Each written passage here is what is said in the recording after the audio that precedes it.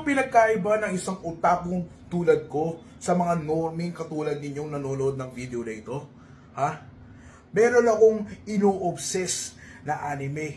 Kayo, may pinanood kayong anime at hindi nyo maalala kung ano yun. Ako, alala ko yung anime na to. Buong taon kong hinahanap tong anime na to sa inyo. Walang nakakaalala sa inyo nito eh. No. Ano niya? Di ba kayo familiar dito? Di ba?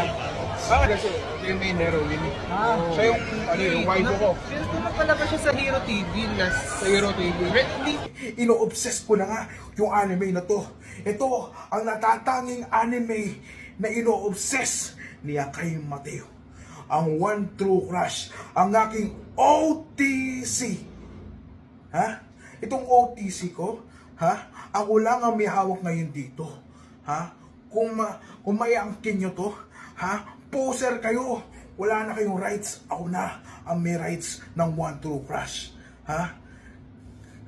Tandaan ninyo, nagre-wrestling ako para mapunduhan ang bisyo ko. Mapunduhan tong anime na to. Ha? Kung lost media to, i-rebuild ko tong anime na to hanggang sa magiging totoo tong anime na to muli. Ha? At sa akin lang manggagaling yun. Sa isang tunay na otaku na kayang gawin lahat upang mabuhay ang pag-ibig ng anime world sa mundong ito.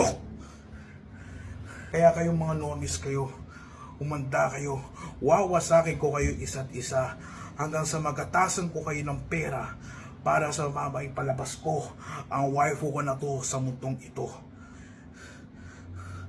Ito ay isang mensahe mula sa the anime world.